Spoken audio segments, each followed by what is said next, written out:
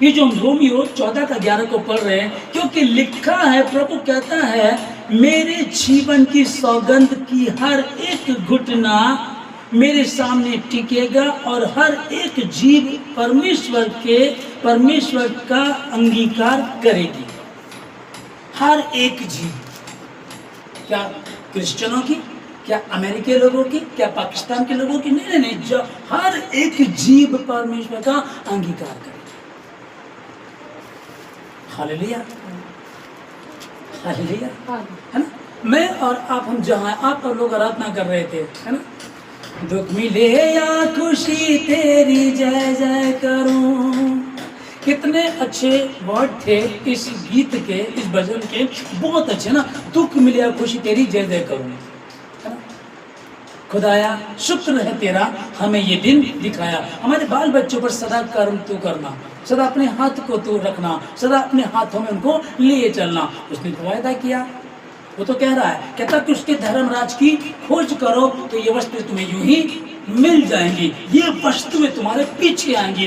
लोग धर्मराज की तो खोज नहीं करते हैं,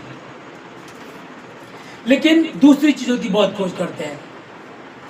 दिन रात काम करना, ओवर टाइम काम करना, नाइट में काम करना, डे में काम करना, सब चीज़ों में दिमाग लगाते हैं। इतना कमाएंगे, इतना फिक्स करेंगे, इतना एफडी करा देंगे, इतना ऐसा करेंगे, शादी से पहले ये होगा, शादी के बाद होगा, फिर बच्चे होंगे, ये होगा, फिर ये होगा। सारी प्लानिंग करें। प्लानिंग करना गलत नहीं है, क्योंकि प्रभु खुद कह रहा है बुद्धिमान बनना है, परंतु लिखा है कि मुझसे अलग होकर तुम कुछ भी नहीं कर सकते। जो परमेश्वर से अलग होकर के कोई प्लानिंग करेंगे वो कभी सफल नहीं होती है। शुरुआत में हो सकता है ऐसा लगे, देख लो वो क्रिश्चियन है, दुखी है, हम नॉन क्रिश्चियन है, हम तो कहीं नहीं जाते, हम तो अपने काम में ध्यान रखते हैं। काम ही पूजा है, काम भी पूजा है, काम ही नहीं, काम भी पूजा कह सकते हैं, ठीक है ना। तो काम ही पूजा। हम तो देखो, हमने तो बिल्डिंग बना ली, हमने तो, हमारे बच्चे बड़े स्कूल में पढ़ रहे हैं, हमारे कपड़े बड़े ब्रांडेड होते हैं, सब कुछ हमारा ऐश की जिंदगी है। लेकिन एक समय आता है, रूस में जैसे हुआ, उत्तरकाशी में हमारे जैसे हुआ, और ऐसे बहुत जगहों में। मैं क्या कह रहा हूँ कि अंत निकट है।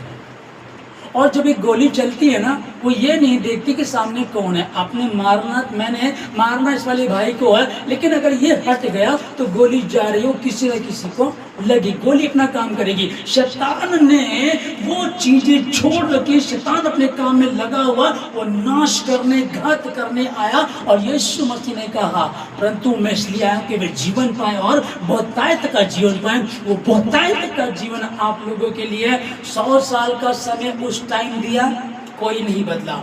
2025 साल अब हो गए, बदल रहे हैं लोग, सुन रहे हैं लोग, तो भी विरोध है। मसीहों को मारा जा रहा, सताया जा रहा, चर्च में इस तरह की दिक्कतें खड़ी कर रहे हैं। तो इसका, लेकिन फिर भी मुझे बहुत अच्छा लगता है कि हम जो मसीह लोग हैं, हम अपने मसीह के लिए अपनी जान देने के लिए, अपने खून का एक एक कतरा बहाने के लिए तैयार है। उस मसीह के लिए, इस बाइबल के लिए हम अपने खून का एक एक कतरा, अपने, हमारे जो पूर्वज थे मसीह में, उन्होंने अपनी जान को कुर्बान कर दिया, अपने परिवार को कुर्बान कर दिया, अपने बच्चों को कुर्बान कर दिया, इसी वचन, इसी बाइबल के लिए, इसी खुदा के लिए। तो हमारे मुंह से तो इनकार नहीं होता है, क्योंकि हम जानते हैं, उसने कहा है, मुझसे संसार ने बैर किया, तुमसे भी करेंगे। क्योंकि संसार मुझसे बैर करता, तुमसे भी करेंगे। इसलिए चिंता मत करना, मैं युग के अंत तक सदैव तुम्हारे साथ हूँ, तुम्हें किसी भली वस्तु की घटी होने नहीं दूंगा। दिक्कतें, धर्मी पर मुसीबत आ सकती है, धर्मी 7 बार गिरेगा तो भी उठ खड़ा हो जाएगा, और दुष्ट गिरता और पड़ा ही रहता। किसी को घोड़ों पर, किसी को रथों पर, किसी को बंकर पर, किसी को पहाड़ वाले को शहर पर, शहर वाले को पहाड़ पर, अपने पैसे पर यहाँ से बेचेंगे, दूसरे देश चले जाएंगे। लोग यहाँ से वहाँ, वहाँ से यहाँ, शहरों को, दुनिया को इधर उधर बांट रहे हैं, जा रहे हैं, कोशिश कर रहे हैं।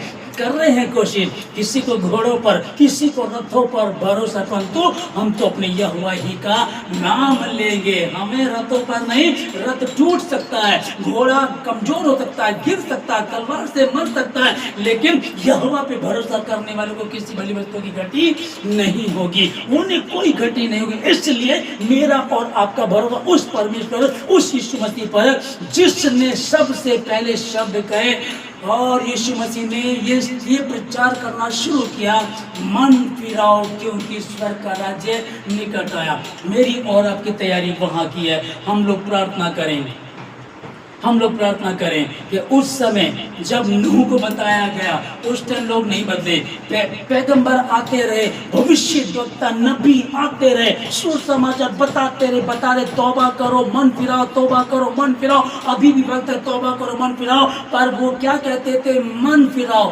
तौबा करो। यीशु मसीह आया, इसने भी वही कहा, मन फिराओ, तौबा करो। लेकिन इसके साथ में एक और बहुत अच्छी बात कही, कहता कि हे सब परिश्रम करने वाले और बोझ से दबे हुए लोगों, मेरे पास आओ।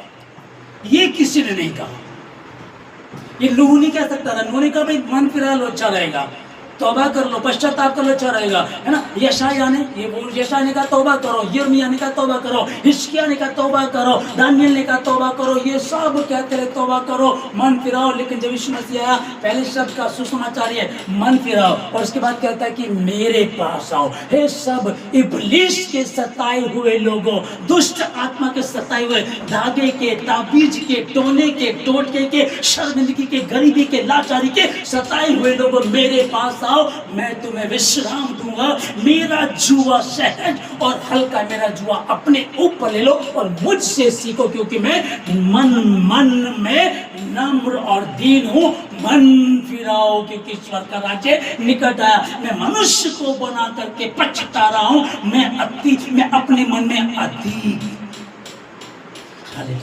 मैं अपने मन में, परमेश्वर ने उस समय कहा मनुष्य पर छठे उत्पत्ति छठे अध्याय में मैं मनुष्य को बना करके पछता रहा हूं। मन में अत्यधिक खेदित, मन में, उसी मन को परमेश्वर ने कहा मन फिराओ, उसी मन को यीशु मसीह ने कहा मन फिराओ। अभी कह रहा मुझसे सीखो क्योंकि मैं मन में नम्र और दीन हूं। तुम्हारे लिए मुश्किल है, असंभव है, तुम नहीं कर सकते।